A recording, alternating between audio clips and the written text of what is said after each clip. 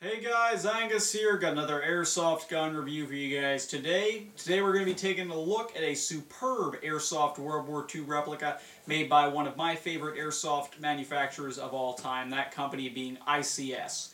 Today we're going to take a look at the ICS-200 AKA ICS's M3 or grease gun. This is an awesome Airsoft AEG. If you're interested in purchasing it, we just got it in stock at AirsoftStation.com for about $176.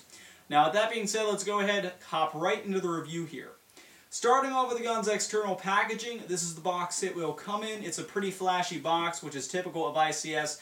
Got a nice picture of the grease gun, ICS-200 M3 submachine gun in bright letters, adjustable hop-up, ICS, the best thing we create, all that different stuff, but in the end, it's just a standard cardboard box.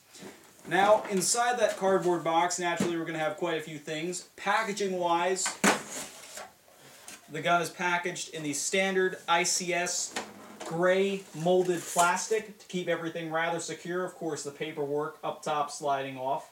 Inside the box, we have everything that is now assembled on the table before me, so we can get that big old box out of the way and continue on with the review and get to see the gun, which is what most of you guys actually care about. Anyway, the gun does come with a couple things in the box with it, those things being your ICS-200 Airsoft Gun Manual. This is a standard ICS gun manual.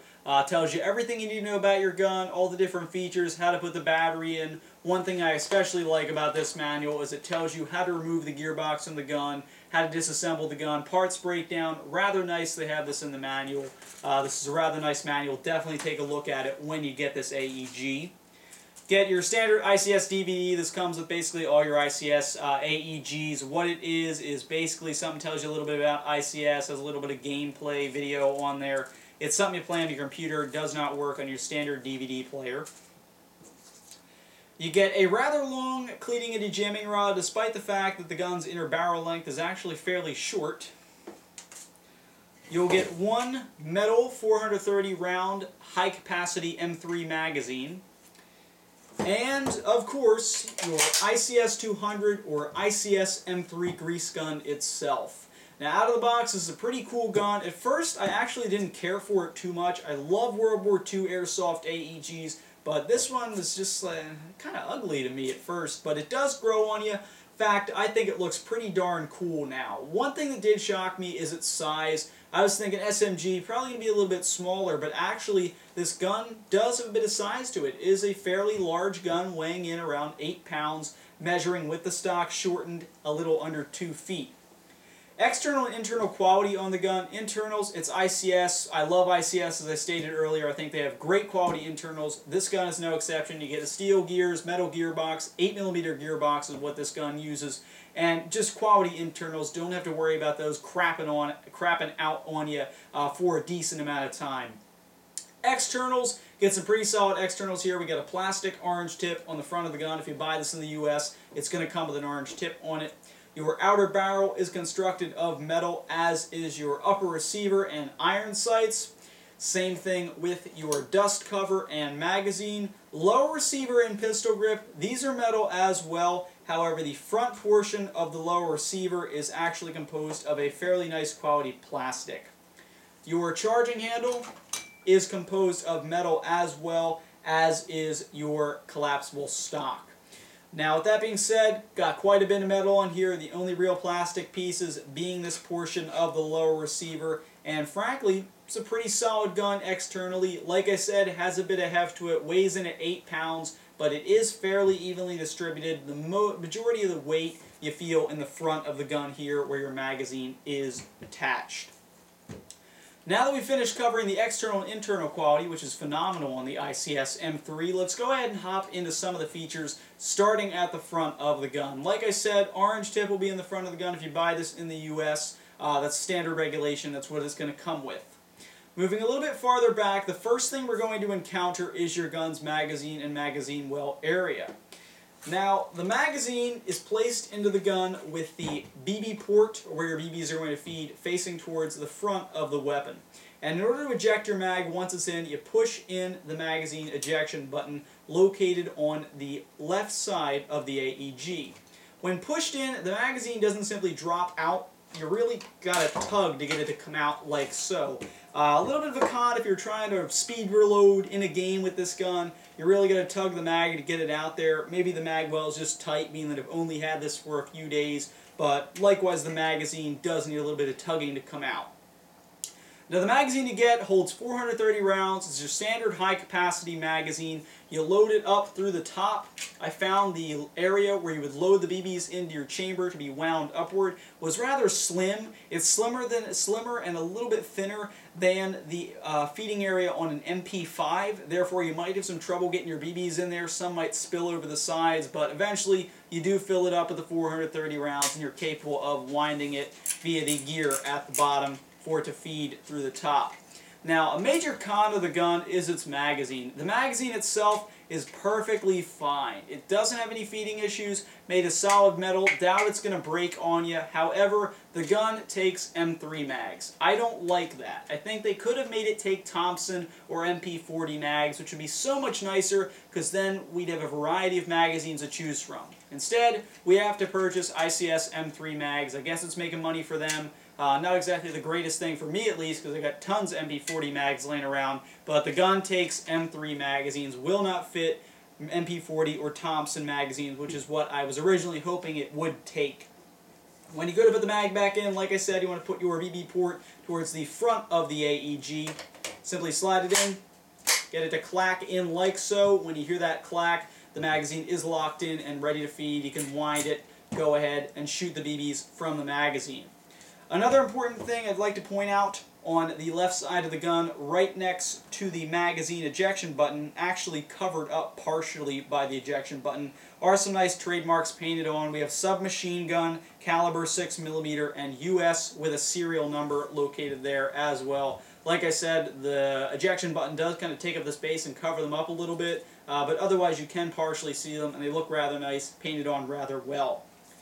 Anyway, moving on with the features of this AEG, backing up even farther, we are going to find your charging handle, which has quite a few functions. The primary function of this is actually to release the tension on your spring, which is pretty cool because this gun is only full auto. That's a little bit of a con for me because, frankly, I like to have my gun shoot semi, and in my opinion, guns that are only full auto lead to people just standing there and spraying. But without a semi-automatic, you need something to release the tension on your spring. So what ICS did is they made the charging handle able to do that. When you pull it back, if you were to have just fired the gun, you would hear kind of a little whirring sound, letting you know that your spring has been decompressed and there is no more tension being placed on it. Another function of the charging handle is supposed to be your safety. What's supposed to happen is I'm supposed to push this back, lock it in, and I won't be able to pull the trigger. On mine, the charging handle will not stay locked back and simply pops back forward, not activating a safety, and I can still fire the gun. So, not sure if that's with all of them, but that's what happened with mine. That's a pretty big con, in my opinion, being that you don't want to think your gun's unsafe just because you pulled it back, then go and pull the trigger and have BBs flying around the staging area. So hopefully the safety's not faulty on all of them, but at least on this model it doesn't exactly want to lock back. If you were capable of locking the safety back, you push the pin in at the bottom of the charging handle and it will release like so. Another function of the charging handle, when you pull it back, the dust cover will open up and you'll be able to see your hop-up unit, which I found to be fairly effective on the AEG. Moving on from the charging handle, located on the left side of the gun, we do have two metal sling mounts. You can go ahead and attach a sling to your ICS M3. Someone actually asked me, are there any accessories, customization options for this gun? A little bit of the con of the World War II era Airsoft AEGs. There's really no customization options for them, with the exception of hooking up a nice leather sling to the sling mounts on the gun, which you can do in this case. You've got two metal sling mounts on the left side of your AEG. Moving a little bit upward, we do have your iron sights. The iron sights on this gun are absolutely nothing special. A rear sight, you look through it, line up with your front sight, which is nothing but a sight post on the upper receiver of the gun. They are metal, they're not adjustable, stuck the way they are. There is no scope mount for the ICS M3 in case you're for some reason wondering. So the iron sights are what you are stuck with in this case, but they're decent, they get the job done. Moving just behind the rear sight, we're going to come to your battery compartment. Now, as we know, the ICS gun's battery compartment in their M3 grease gun, it is pretty cramped. However, it's not as bad as the Ares grease gun where the battery's stored in the mag. So battery space in this gun, pretty cramped, but it's not that bad in the end.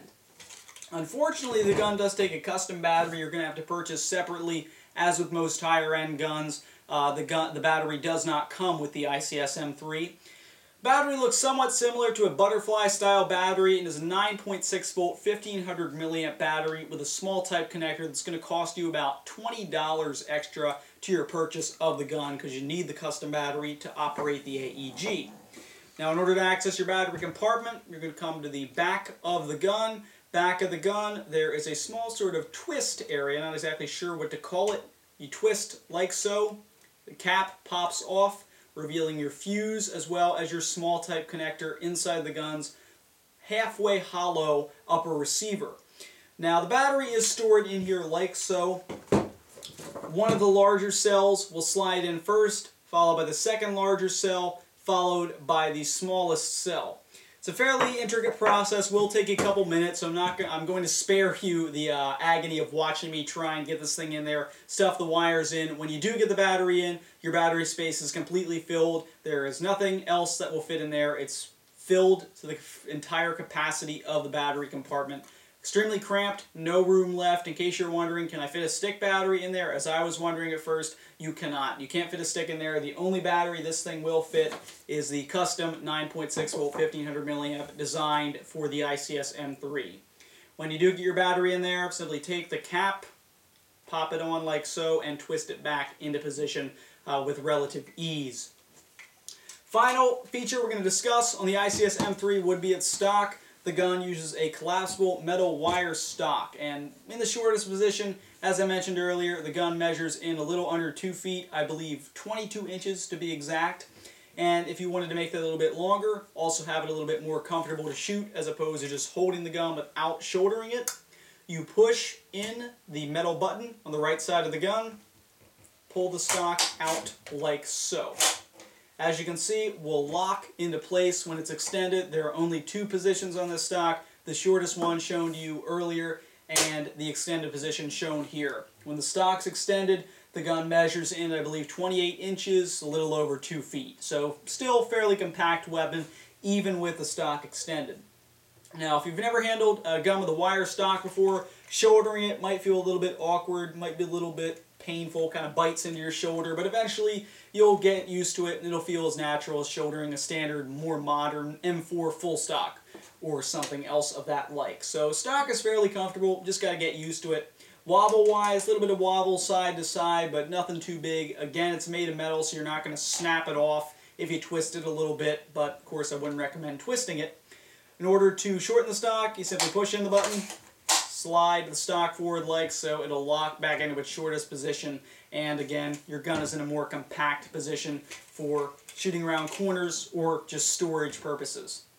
So with that being said, guys, this has been Deathcore Airsoft's review of the ICS-M3 Airsoft AEG. Going over a brief final conclusion, this is an awesome World War II replica. Didn't like it too much at first, but now I think it's a pretty cool gun. Got some unique features on here, especially that unique detensioner for the spring via the charging handle. It's great to have on a full auto only AEG because there's no semi-auto to do that for you. Just do it manually via the charging handle. Otherwise, there's really not too much I can complain about on the gun except for the fact the safety didn't really work, the battery space is very cramped, and the gun only accepts M3 magazines, unfortunately. Wish it took those MP40 mags, and I'd definitely buy one of these for myself. But otherwise, it's a pretty solid AEG, great externals, solid internals with a lot of solid features on here. Really like the stock. It's actually fairly comfortable once you get used to it. And just overall, a solid gun. If you're looking for a cool, unique World War II era gun, trying to stay on the US side, tired of owning a Thompson like everybody else, the ICS-M3 might be something you want to pick up.